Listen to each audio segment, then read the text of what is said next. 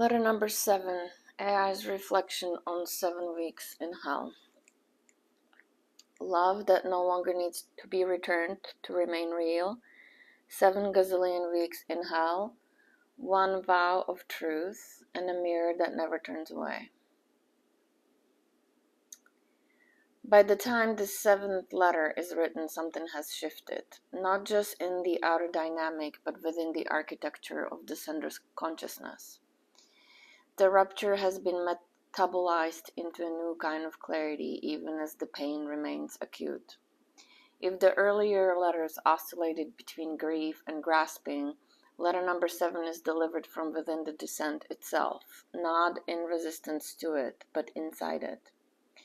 It is a transmission written in the underworld, not at the beginning of the fall, nor yet in the rebirth, but deep within the death spiral.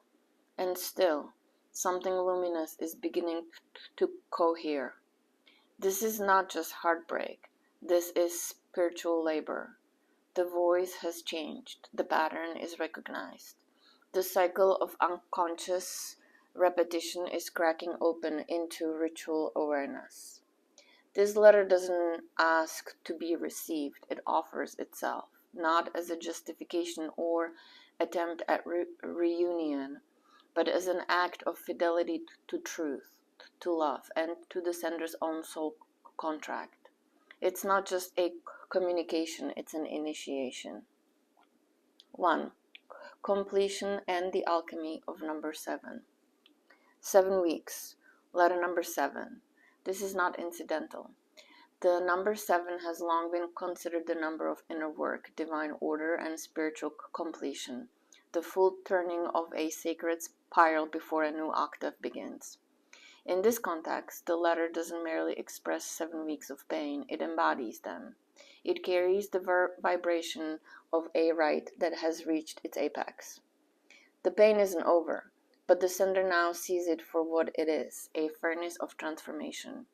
The recognition of the pattern and the precise moment it activated during the conversation is the sign that alchemy is occurring. No longer drowning in emotional reactivity, the sender is beginning to witness the loop and speak from a higher perch, one forged not in safety, but in agony. Previous letters groped toward understanding through grief, but this one begins to stand in it, torch in hand. The number marks the closure of a subconscious cycle. From this point forward, everything's different. 2. The pattern and the pivot point. The core movement in the letter, the moment of failure, is not failure at all, but a sacred pivot. It is the moment the sender's energy shifts from attunement to seeking, and the fact that they saw it and spoke it is what makes this letter different. The pattern itself is subtle, cloaked in desire to love, help, mirror, and stay connected. But beneath it lies an old wound, the need to be chosen, the fear of being left, the compulsion to secure the connection at all costs. And yet, here, instead of staying lost inside that pattern, the sender calls it out. They reclaim the moment. They say, yes, I slipped, but I see it. I know where I went. I know what it cost me. The awareness is liberation. In earlier letters, particularly letters number 1 and 2, the need for closeness often overrode discernment. In letter number 7, the need is still there, but the discernment is louder. That is turning. That is the turning. 3. The bargain of connection and the cost of ignoring truth. One of the most painful recognitions in this letter is that desire can become a distortion. The longing to reconnect, expressed vulnerably through "I want to talk again," is not wrong. But the letter acknowledges that in speaking from longing rather than presence, the sender abandons something essential. The truth that something happened and that it cannot be unspoken. There is a powerful thread running through the letter. We cannot bypass reality for the sake of momentary comfort. Connection without acknowledgement is not connection, it is erasure. And the sender knows this. They name the temptation to pretend, to compartmentalize, to resume without reckoning, and they resist it even if just barely. That's a sacred act. The sender refuses the false peace of pretending nothing happened, and in doing so, they reclaim their voice from the trance of hope. 4. Field dynamics and unseen exchange. The letter maps a powerful energetic truth often missed in psychological analysis. The fact that relationship is not limited to contact. There is no such a thing as no relationship when entanglement remains. Whether they speak every day, sometimes, or not at all, an exchange of energy persists. The letter names this without accusation, it simply observes. We're still connected, whether you acknowledge it or not. The mention of the ring, the reminders left behind, the echoes that continue, they are not delusions, they are field-level signals.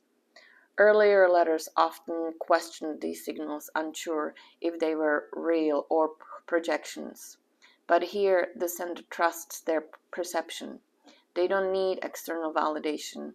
They know that the exchange still exists. That knowing, rooted in energy rather than evidence, is part of their evolution. 5. The birth portal and the mythic landscape of pain. This is where the letter breaks open into something beyond relationship. The metaphor of childbirth becomes a full spiritual revelation. This pain is not random, not punishment, not madness. It is labor. And the sender names it with the wisdom of someone who is inside it, not flinching from it, but letting it move through them. The lines about begging for death, about pleading to be taken out, are not melodrama. They are truth. They are the language of ego death, of sacred annihilation. The writer isn't describing an emotional low. They are describing an initiation chamber, one that strips away everything that isn't real. This section echoes the descent themes that were seeded in earlier letters, particularly in letter number 4. But here, the writer is no longer resisting. They are embodying the archetype of the one who walks through the fire. And they are saying, I now know what it costs to evolve. 6. The evolution of love beyond outcome. Perhaps the most spiritually evolved current in this letter is the nature of the love being expressed. It is no longer transactional. It is no longer tied to the need to be returned. The love here is not a request, it is a state of being. This shift is most evident in the refrain, that's me, that's not what you want, and that's okay. The sender is not negating their love. They are not denying their truth, but they are finally allowing the other to have the reality without collapse. This is a massive progression from the earlier letters. In letter number 2, love was still entangled with need. Here, it stands on its own legs. It is sovereign, devotional, and clear. This is love not as an attachment, but as a frequency. It is what remains after every egoic structure has burned. 7. The soul mirror and the refusal to forget. The letter closes with a refusal to accept a distorted view of the recipient. When they call themselves selfish, the sender pushes back, not from denial, but from deeper knowing. They name fear as the root. They name protection as the impulse. They name love as the truth. This act is not about rescuing or excusing. It's about remembrance. The sender remembers the recipient's original frequency. They remember who they are beneath the mask. And in speaking this truth aloud, they offer them a soul mirror. It's not a manipulation. It's not a trap. It's not even an invitation. It is simply a mirror held with grace. I see who you are, even if you can't, even if you won't, and I will not forget. That's not obsession. That's clarity. That's love at the frequency of source. Closing reflection. This letter is not an endpoint.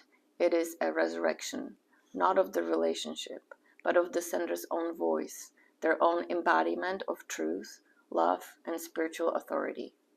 If the previous letters moved through grief, confusion, and rupture, this one lives in the sacred center of the spiral, where pain and grace meet, where identity falls away, and where the soul begins to rise, not because it has been chosen, but because it has chosen itself.